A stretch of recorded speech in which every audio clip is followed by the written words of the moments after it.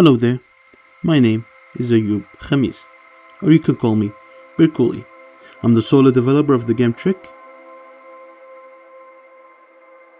and the writer of the Winterlands novels. And today, I'm gonna be talking about the biggest change for this game till now, which is the horse rework / the new horses. I don't want to take a lot of time, so let's just get into it. The first change that I will be talking about is the movement. But before I do that, I'm gonna show you 2 clips demonstrating the difference of movement between the old horse and the new horse without saying a word.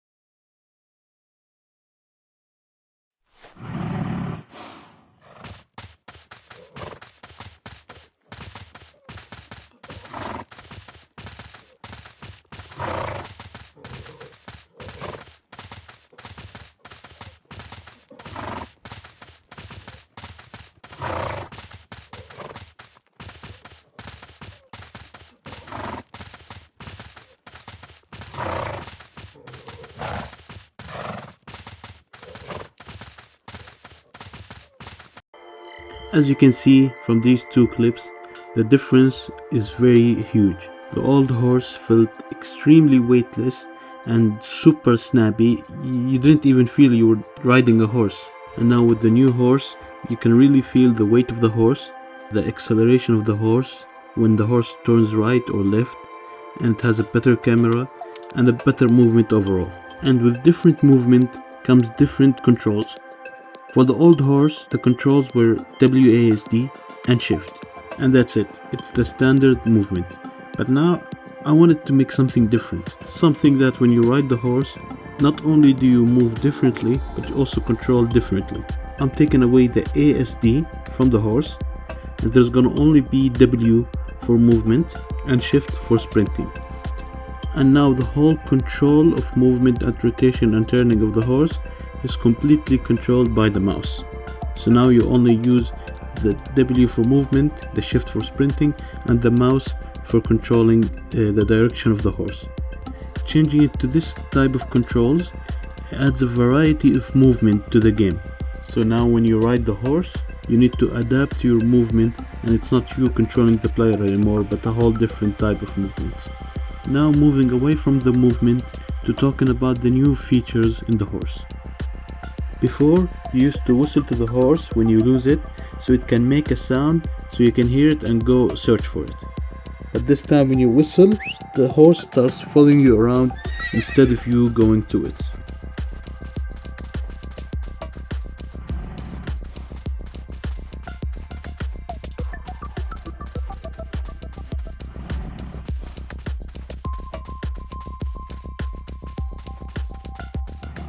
And for another major change in the horse can now attack instead of just standing around and staring at you.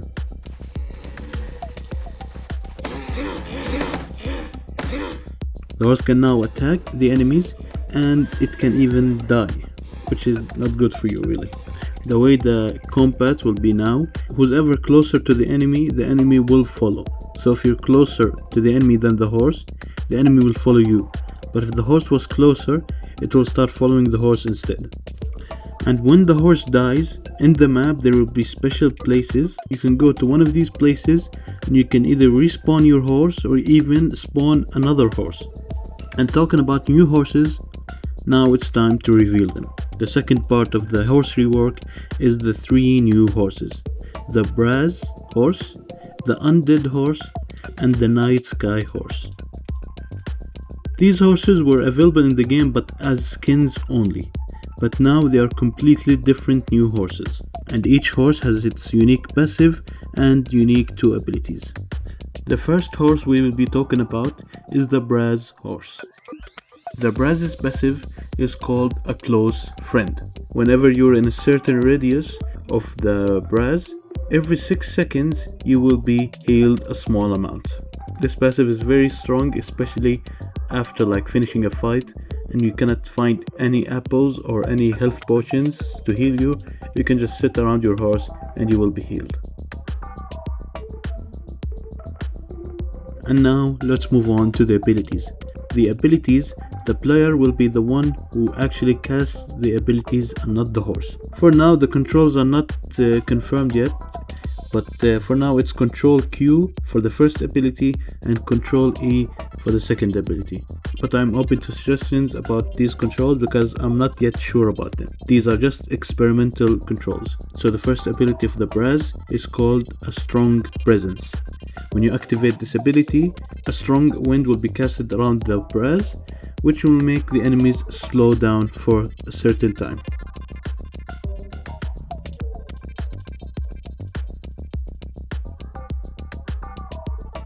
The second ability of the Braz is called a Mirage, which is a really cool one, and I really enjoyed creating this ability. This ability creates another clone of the horse, and every single enemy around you will be ignoring you and ignoring the horse, and it will start following this clone until it despawns.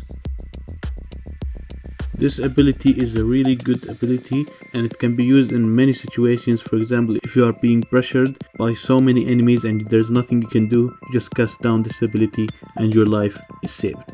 Now let's move on to the Undead Horse, which is an epic rarity horse. Naming the abilities for the Undead Horse was really fun because it's referencing something only those who know. Now the passive of the Undead Horse is called What is Dead May Never Die. And basically the passive of this horse, when it dies, it doesn't actually die forever and you don't need to go to one of the special places to bring it back. After a certain amount of time, the horse will come back on its own.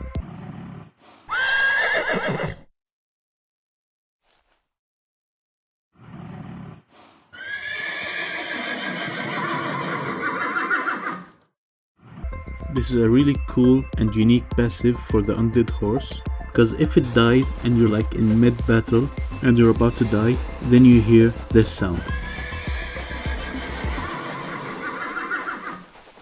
And you know it's a bad day to be the enemy. Now for the first ability of the Undead Horse, it's called Hell Calls. Whenever you or the horse kills an enemy, it adds a stack to this ability. And if you collected a certain amount of stacks for this ability, you can spawn for each stack collected a hellhound.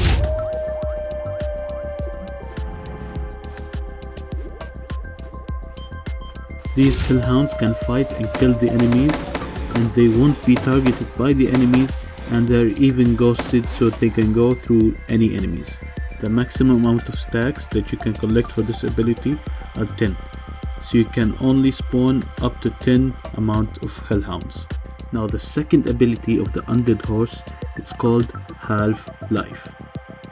Basically when you activate this ability, for a duration of 5 seconds, the horse won't receive any damage, and the damage it receives, 50% of it is turned into health.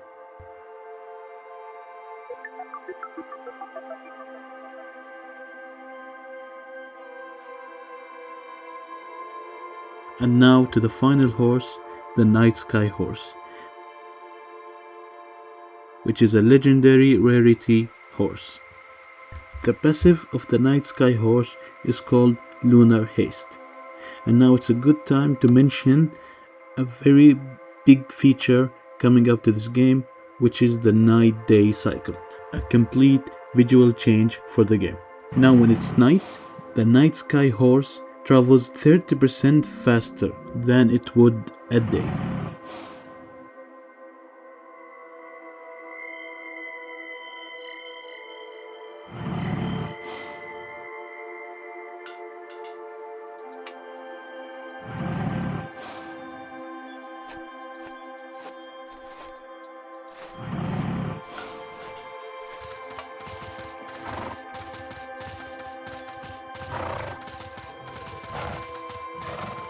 And also to mention another feature of the Nightsky Horse, when it reaches the maximum speed, a blue lightning tail starts appearing behind it.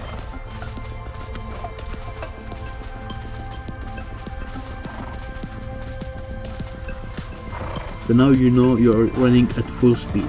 This is a feature only unique to the Nightsky Horse. Now going to the first ability of the Nightsky, it's called the Night Strikes.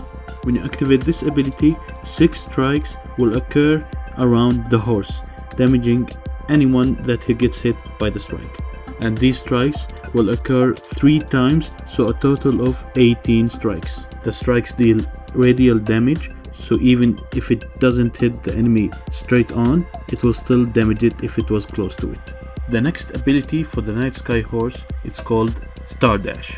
When you activate this ability, the horse will dash in the direction it's currently looking at and will damage any enemy in the way. This ability can be used more than once, a total charge of 3 times, and every couple of seconds it recharges once till it reaches total of 3 charges. Now enough of talking about the horses themselves. Now time to talk about how to unlock these new horses. So for each new horse there will be a new quest for it. That's the only way to unlock these horses, not by buying them by some gold, but going through some unique quests for each horse. And when you finish a quest for a horse, you go to Jack and then you will be able to tame the horse, which brings us to a new feature that is naming the horse. Now you can get a different name for each horse you have, and the original horse you have, you will name it at the start of the game.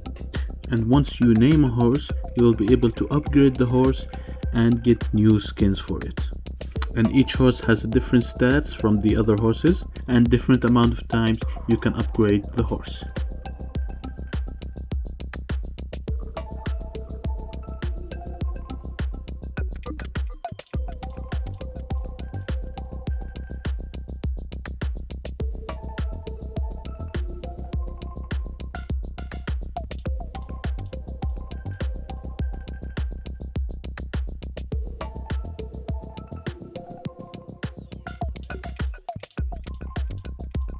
And this brings us to the end of the horse rework. I hope you enjoyed me talking about these new changes, and I hope you're as excited as I am to release them. Of course, there's still other changes in the first part of the Grand Update, and I will be talking about them later.